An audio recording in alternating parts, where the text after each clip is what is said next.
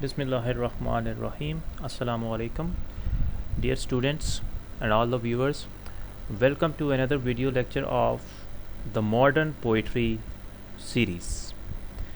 In this video lecture, we will start a new poet, that is Wilfred Owen. And the poem that we are going to analyze is 1914. 1914, as you know, was the year when the World War I started. It started between England and its allies who fought against Germany and the allies of Germany. Wilfred Owen was an eyewitness of the events of war. So he wrote this poem inspired by different elements of war. Now we will go towards the text and firstly the introduction of the poem. Wilfred Owen got inspiration from his first-hand experience of the First World War, for which he is well known today. Owen's poetry, written based on his own experiences in the trenches and battlefields of that war, serves as a vivid account of the brutality of that war. His writing is honest and uncensored, painting powerful images and that are beautifully written while simultaneously being horrific in nature. In the poems of Wilfred Owen, 1914 lives on in his work named after that fateful year. Actually, this poem was published in his famous book. The name of the book was also 1914. Understood? And this book was published after his death. He kept on writing different poems and the sketch of picturizing the World War I events, and the publishing of that book was done after his death. Now we will move forward towards the text of the poem. So dear students, this is the text of the poem, stanza 1. And before moving towards the text, I want to remind something to you that I have observed that previously in this lecture series of modern poetry, there are a lot of students who have just viewed the lectures and they haven't subscribed the channel. So there is a request to you people that channel should be subscribed. It will be a lot of encouragement towards me, okay, by you people. So you have the button of subscription like this under this video screen. So please press this icon and subscribe the channel. It will be very much helpful for the future of this channel, and you will be able to get more and more information and educational videos and lectures from this channel through subscription. So thank you very much for pressing the subscribe icon. Stanza 1. War broke, and now the winter of the world with perishing great darkness closes in. The foul tornado centered at Berlin is over all the width of Europe rilled, rending the sails of progress, rent or furled, are all arts and signs. Verse wails now begin, famines of thought and feeling. Love's vines thin, the grain of human autumn roots down hurled. Actually, he is discussing about the effects, the aftermath of the World War I. It started in 1914. Actually, he is picturizing the very year 1914, that how the war broke down and what kind of effects it had on the whole region. In stanza 1, we analyze in this form: the topic and theme of 1914 are extremely evident from the first two words. Between these and the poem's title, a correlation is easy to make. This poem references the First World War and the year it began. As I have told you, that the very year 1914 has been picturized in this poem. Okay, the winter of the world. This is very important phrase. The winter of the world is evidently a metaphor for the way the war influences Europe. It is a kind of metaphor. The winter of the world. That is in line number 1. Okay, war broke and now the winter of the world. Right, winter of the world is evidently a metaphor of the way the war influences the poem. Winter is a kind sort of destruction, is a symbol of destruction and death. There is less light, less warmth, and a great deal of death in the plant and animal kingdoms in winter. In this sense, it is an excellent metaphor to say that being at war is like being in the midst of winter. Okay, just like in the winter there is you can say the less light, less warmth, and death prevails all over the plants and animal kingdoms. Okay, just like that, when war has broken down, the whole scenario has turned into the winter. Okay, so it is a kind of metaphor. Coupled with this is the following analogy, comparing the world to a tornado.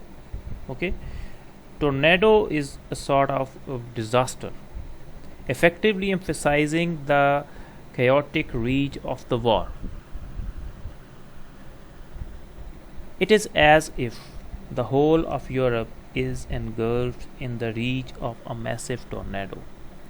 Everywhere there is loudness and chaos, and beneath it all is a winter that threatens never to end.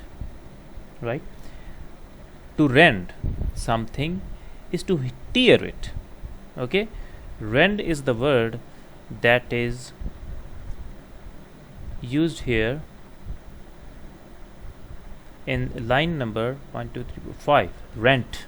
Okay, rent is the second form of rend, and here is line number 5. First word is also rending. Rending and rent. Rending is the present participle of rend, and rent is the past form of rend. Okay, to rend something is to tear it, to break it, and this tornado is destroying the sails of progress. Okay, a ship without sails is one that isn't moving, or one that is moving very slowly, or with large amounts of strain and effort through oars. So Owen is saying progress has slowed in favor of war and art. Conceivably, the opposite of war has been all but forgotten. There is a famine of thought and feeling. A very important line. Famine of thought and feeling. In this, here you have observed in the second last line of the first stanza, there is a famine of thought and feeling. A truly sad analogy to describe the way the minds of so many can be consumed by war, slowly degrading everything else. Love and art and inspiration are meaningless before the great war. So, dear students, there is an analogy, a sad analogy, famine of thought and feeling. That is a truly sad analogy to describe the way the minds of so many can be consumed by the war. There is an analogy between the feelings of the people that have been destroyed through war. There, all the inspirations, all the love, and all that is, everything is meaningless before the Great War. Okay, like war destroys the whole region. Like that, the feelings and love and art, everything has been destroyed. So there is the analogy used in the sense of war. The rhyming structure of 1914 is an interesting one. The first stanza uses simple rhymes in a less than simple pattern, A B B A, to be precise. It reads somewhat unusual but still manages to flow. In truth, it is the language that makes this poem. The heavy metaphorical language and powerful imagery are what solidify its form more so than its structure of rhyme. So there is a kind of rhyme pattern, a very simple rhyme pattern of this poem in the first stanza, right? Now we see the second stanza. For after spring had bloomed in early Greece, and summer blazed her glory out with Rome. There is the mentioning of Greece and Rome. And autumn softly fell, a harvest home, a slow-grained age, and rich with all increase. But now for us, wild winter, and the need of sowing for new spring and blood for seed. Oh, dear students, look at these lines. What kind of sadness and gloomy atmosphere is there? The second and final stanza of 1914 is no less metaphorical than the first. It is also metaphorical, but focuses more on chronology than the present. If winter is Owen's metaphor for the war, then it makes sense for there to be a spring, summer, and autumn as well. The descriptive words in the first two lines use more euphony than the rest of the poem. The idea of spring blooming and summer blazing helps to create a positive image of these seasons, which are used to represent times before the war began. Autumn continues this trend. It falls softly and is marked by a period of increase. The poem ends on a very sad note, one that points out that in the present there is winter. There is only winter, and that the only thing that can be done about it is to prepare for the eventual coming spring. Still, the seeds that are being sown to bring about the spring are made from blood, indicating that in times of war, bloodshed is what begets peace. And that is the reality of 1914. So, dear students, this is a really gloomy atmosphere and environment picture of the whole region where the World War One was fought, and 1914, the very year, brought a lot of destruction. Even the arrival of spring is being called that the seed will be the blood of the people and it will be sown, right? So it's really pathetic and sorrowful situation. Now we see some symbols and allegories and motifs used in the poem 1914. Winter. Winter is used symbolically to represent war, death, and destruction. Winter is often used in such a way as an absence of life, and growth. In the poem, it is used as a winter of the world, implying hopelessness and despair that came with the war that broke out. This image is further emphasized at the end of the first stanza with autumn grains rooting, meaning that there is no preparation or hope for the future. Spring, another symbol. Spring as a symbol appears in the second stanza, which is in direct contrast with the first one, where the first stanza represents winter, darkness, and death. The second one represents spring, sun, and growth. Therefore, spring is symbolically used as a representation of growth, hope, and new life. There is also a sort of hope at the end that in spite of bloodshed, the peace would also come. Understood? So that's why spring has been used as the symbol of hope. Harvest. The motive of harvest is present in both the first and second stanza.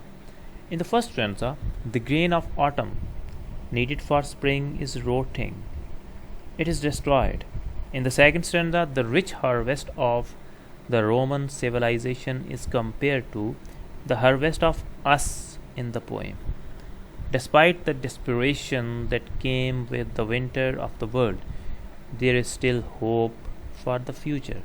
The civilization will pick itself up using the blood of seeds. Right? So, harvest is also an important symbol in the poem. Then there is motif of destruction of progress. Destruction of progress. The first stanza is metaphorically rich in its description of progress and the destruction of it. Sailing and natural disaster, famine and destruction of grain are all used to represent the motive of destruction of progress that civilization made thus for. So, dear students, all these are the motifs and symbols that are used in this poem, and we have discussed in detail firstly we have discussed the introduction of the poem, then we have discussed the text stanza by stanza, and we have discussed all the important ideas that are used in both the stanzas, including the themes, including the main ideas, including the symbols, including every sort of metaphor, okay, literary devices. All these things have been discussed here. Okay, I hope you have learnt it perfectly, and try to revise it more, and inshallah you will be able to grasp the main concept and idea of this poem. So this was the first poem of Wilfred Owen that we have discussed in this lecture series, and the title was 1914. That represents the, you can say, the destruction of war. Okay, so revise it and learn it perfectly for your exams, for your knowledge.